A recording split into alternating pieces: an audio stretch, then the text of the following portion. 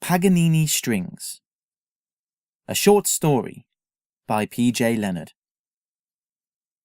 The neon lights of Kanji rippled in the puddle. December rain pounded the rusty drainpipes, and trash loaded wall to wall in the night-cloaked alley. It reeked of fried and refried takeaways, a stench that gave my stomach a guilty rumble. But I never eat before a gig. It wouldn't stay down otherwise. Instead, I sipped on a flask of bitter coffee, waiting. Despite the rain, I was in high spirits. This gig would pay handsomely, and by my standards, was fairly routine. Regardless, I'd had my guitar restrung. No crack-ups this time. Just killer riffs. I shuffled the guitar and portable amp bagged on my back. Paganini, I called it. In this line of work, you had to call your weapon of choice by a name. There came a shaft of musty light, gleaming a door shape against the wall. I threw my flask into the trash heap and ducked behind a skip. Flies bounded on and off my face and my hands, but I had to concede it.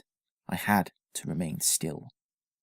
I pulled my trench coat tighter around me and peered down the alley. Voices bawling in furious Japanese met my ears through the rain. Then the sharp noise of crockery smashing. Shadows danced across the light like a puppet show. At last, he staggered out, throwing his lithe hands out against the wall like a lizard. His hair blazed with the colour and manner of fire, and his furious eyes did a similar thing as he looked back. Cat-like, he leapt for the door. The light closed away with a slam, leaving his fists pounding against the surface, the steel echoing through the alley. It shook the flies off of me at least. "Yeah? Well, the hell with you!" he roared. "I don't need this job." He spat at the doorstep. Instantly I sized him up. Tall, perhaps underweight, full of cocksure bravado. So, this was Ken. Judging by the get-up, he was either an Uber fashion victim or a hardcore cyberpunk. He even wore sweatbands weaved of microchips and wires. I watched him light up and suck luxuriously on a cigarillo. My lip curled. He was certainly underage. So, he was a tearaway and a pretentious brat too. This was just getting better and better. I played for tougher people for less. Finally, Ken moved down the alley, hunched and brooding, disappearing through a plume of greasy steam. I leapt up and shook myself down vigorously.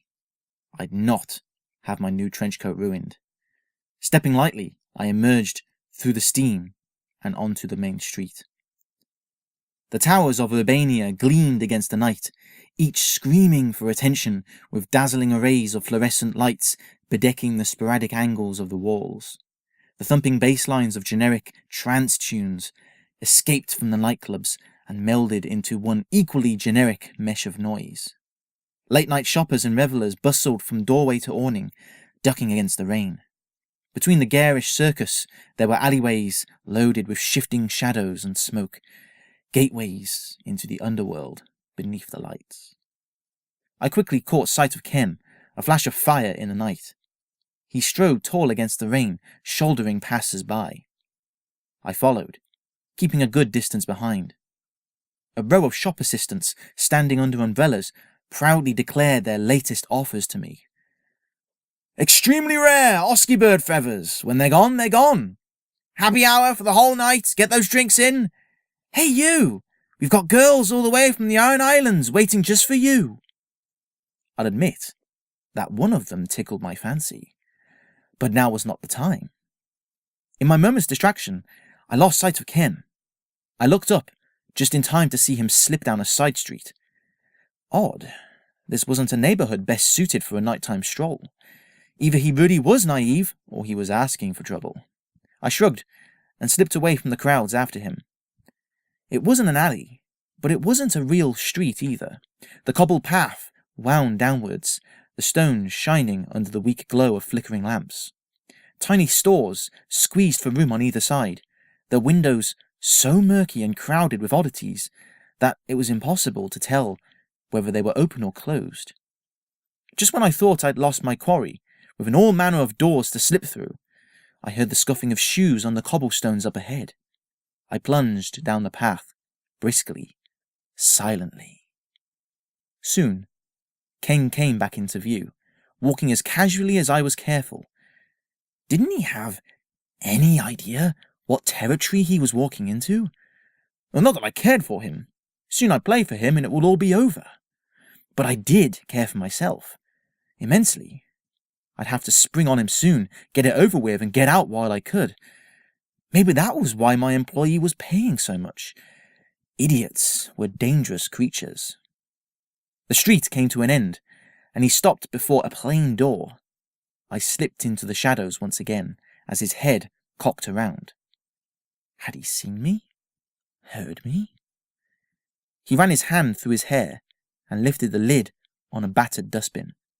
He unstuck a key taped to the underside of the lid and inserted it into the door. It unlocked with a loud clunk that defied its size. With another look over his shoulder, he replaced the key and slipped through the door, locking it shut from the inside with another clunk. I waited for a while, aware that this had left me in an awkward situation. On the one hand, I had him cornered. On the other hand, he had me cornered too, if he was at all aware of it. I could only enter through this door. He could easily ambush me and ruin the whole gig. Still, I had no choice. This was too much money. I unpacked my equipment in case I needed to make a quick play. Paganini slung over my shoulder, an amp in my hand. I stepped inside, tensed, ready to swing into action. It was inky black inside. The air had an electric tang, as though a storm were rolling in. It felt like a big room, perhaps huge. The old nerves started setting in again, and my empty stomach clenched. The tips of my fingers perspired. Where was Ken? For all the darkness told, he could be a fair distance away, or standing right next to me. But if he'd seen me, he'd have made his move by now, surely. Perhaps I'd entered undetected after all. I stepped forward, slowly, hands out, expecting to bump into something. Nothing. The room kept going. What was this place? Such expansive rooms didn't exist in the cramped heart of Urbania. Something didn't feel right. The hairs on the back of my neck bristled. I turned and saw him, standing in a pool of light, looking right at me with cold eyes, the fire snuffed out. In one smooth, heavily rehearsed motion, I dropped the amp to the floor, swung Paganini into my hands, and jacked the guitar in. The sweet sound of feedback shivered up my arms. I sucked it in through my teeth, feeding on it. I pressed the tips of my fingers against the strings, feeling the coarse gut strings rub against my toughened skin. The familiar shape of Paganini pressed against my thigh and midriff. All fear had evaporated. I felt alive. Ken still slumped in a casual nonchalance before me. He sneered at the sight of me. "Herrick Stringslayer," he said in a drawl. "My, what a surprise." I wasn't taken aback by the fact that he knew my name. My reputation preceded me. Perhaps he recognized the infamous red strings of Paganini, drawn from the gut of an Aussie bird. I wasn't even taken aback by his lack of surprise upon seeing me. No, if he did know me, then he must know why I am here. Then why did he not run? Why did he stand before me, unafraid, bored even? It didn't matter. I licked my dry lips, feeling the ridges in the cracked skin.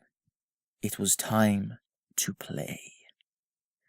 I slammed my fingers down and pressed the strings tightly against the frets, locked, loaded. My breathing was shallow. Paganini was ready to draw blood. I raised my picking hand, poised to strike. I gave Ken one last passing glance. Arms crossed, still bored. Enough of this. I brought my hand down like a guillotine, stroking my nails hard against the strings. The music It blasted from the amp, filling the infinite darkness with its rough beauty. Pins and needles seared up my arms. Blood leapt into my head, making my knees weak. I staggered to the floor in a stupor, letting the towering chord ring through my bones. I completely forgot about Ken. I descended into a screaming solo, my fingers skipping joyfully over the strings, taking on a life of their own as they shaped the air with Paganini screeching. It sent an ache prickling across my back, made old scars sting. The immunity wasn't total, but it was a bittersweet ache, a hurt born from goodness. I stopped abruptly. The ghosts of the music faded away imperceptibly into the ringing in my ears. The amp crackled and buzzed, hungrily awaiting my next move. But it was done. I played enough to tear a small army to shreds. The sweat on my brow turned chill. I looked up and gave a screech not unlike Paganini's final note. Ken stood there, unscathed. I looked down at Paganini and back up again. How could this be? He should be sliced to the marrow, entrails steaming in the cool air. But no, his body had held firm against Paganini's strings. How? There were only 2 other people with immunity in Urbania, and Ken was one of them. Ken raised his hands and brought them together into a slow, sardonic applause. Clap, clap, clap.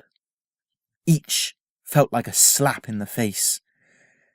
Not bad, Ken remarked matter-of-factly. A few bum notes halfway through, but you covered them up nicely. One of yours? I swallowed, wetting my throat, but I said nothing. Had I not played enough? I usually lost track of time as I played. But no, the opening chord alone should have been enough to carve him up. Should have been. Who are you? I managed at last. I barely heard myself. Ken's lip curled. He glanced at his watch, then raised 3 fingers. 2. 1. A crash erupted nearby. Ken didn't turn, merely gave a nod. This is your end, Ken! A husky boom. Ken clicked his fingers. A second spotlight flickered on, just behind him. A vast drum kit with 20 drums and as many cymbals. An equally vast man towered over it all. He raised his drumsticks, drowned in the size of his fists, then hesitated, his beady eyes locked onto me. A knot twisted in my stomach. Herrick? He said, pulling a frown that made him look like a gorilla. Derman, I said with a steely respect. The skin slammer. The ghettos and inner city wastelands of Urbania were his domain, and ruled over them with the Aussie bird skins of his drums and the cymbals made of a similar alloy. The heart of the city was my area. We nodded to each other coldly.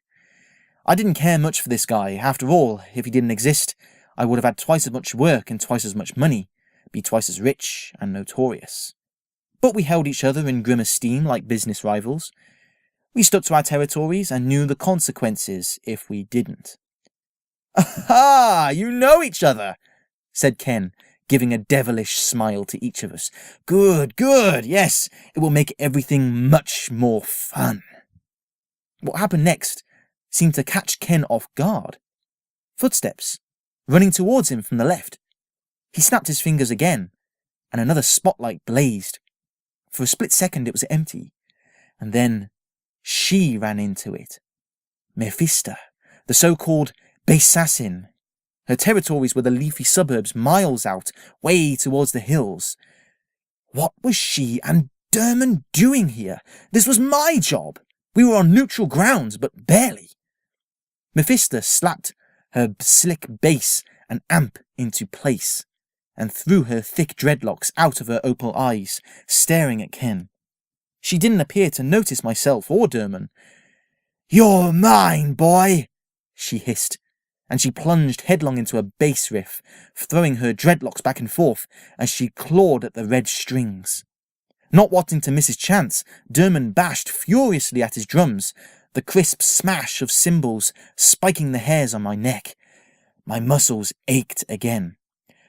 Well, I wasn't just going to stand there while the other two went for the kill. I let loose with a delicious solo. Over my own rhythm, I heard the noise of the bass and the drums.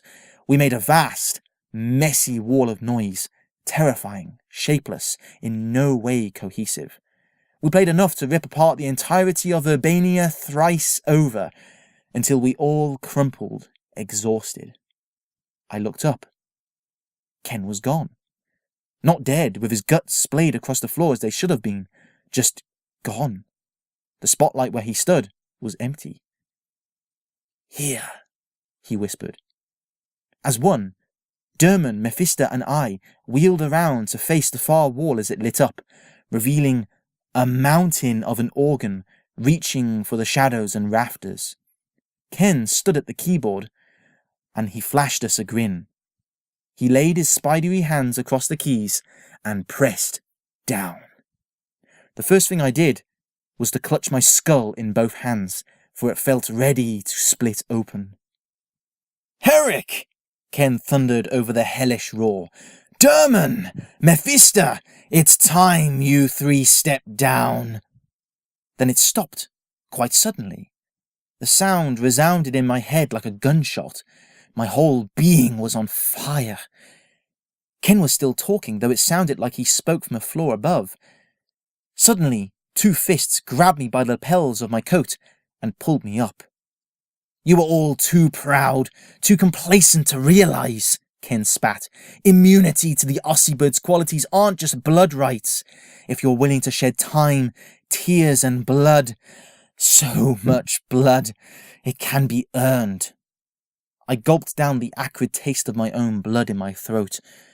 No, it wasn't possible. "Now, I am stronger than the three of you," he laughed, dropping me to the floor. But I didn't stop there. I researched the Ossibird's guts and skins, learned how it vibrates at the frequency of human flesh, causing it to tear as an opera singer can smash glass. I enhanced those qualities, enough to rip through even your so-called immunity. I called you all here. I am your contracted employee and self-appointed killer. When I finish you off, the whole of Urbania will be mine. He moved back to the organ. I had to act. One more note of that thing, and it would be the end of me. But what could I do? I had no other tricks up my sleeve. Unless... I looked across, and saw Derman and Mephisto, their bloodied and bruised eyes filled with dread, as Ken stepped back up to the organ. We met each other's eyes, and knew what had to be done. It was worth a try. We loathed to do it, but we had no other options left beyond death. Ken lowered himself onto the bench. He clicked his neck and cracked his knuckles. He laid his hands on the keys, and music met his ears. But he hadn't pressed a key yet. He swiveled around. To his amusement, he watched the three mercenaries, barely conscious, playing out another tune. Ken chuckled. "It's hopeless," he laughed. "You can't—" A cut tore across his shoulder. He looked up again. They were playing simultaneously, like a band, in tune with each other. It was the simplest of jams. Mephisto and Herrick played basic chords and solos, whilst Derman knocked out a drum beat an amateur would snort at. So where did that power come from? Ken wheeled back to the organ and slammed his fingers to the bone-white keys. The mercenaries crumpled to their knees, but kept on stubbornly playing away. Snap! Ken's fingernails shattered. He screamed, threw himself backwards as though electrocuted, and stumbled to the floor. Derman rounded off a drum break. A blow struck Ken across the head like a hammer, hurling phlegm and blood from his lips. "Stop!" Ken pleaded, lurching towards them like a zombie. The band intensified their playing, tripping over each other in their efforts to throw in signature moves, but they held it together. Ken screwed up his face in one final effort and leapt at Herrick Stringslayer. Hands slick with sweat, I aimed Paganini's machine head at Ken's chest. I threw a glance at Derman and Mephisto, and they understood. They brought their play to an abrupt end, let a silence linger as Ken launched toward me. As his torn shirt touched the tip, I struck. A straight and true C major chord rung out, throwing him backwards across the room, plunging into darkness. I heard him slap across the floor, heard him slide and squeak to a halt in a lone spotlight, a blazing wreck. Smoke and steam hissed from the tips of his hair. My arms slapped down to my sides, exhausted. I heard Derman's drumsticks clatter to the ground, heard Mephisto give a vast sigh. We walked over to him, trying in vain to keep steady postures. I felt as though an entire hive of wasps had had their way with me. I couldn't even flex my fingers. We stood over him, and I kicked him over onto his back. Ken coughed, retched. We jumped back. Still alive, but barely. "Idiots!" he croaked. "Do you think I'm the only one? There will be others. You can't hold out forever." I managed a pained smile. "Well, until then." I looked up at Mephisto and Derman. "We know what to do," I said, handing them an Aussie bird feather each. They nodded. But no one must know. The end.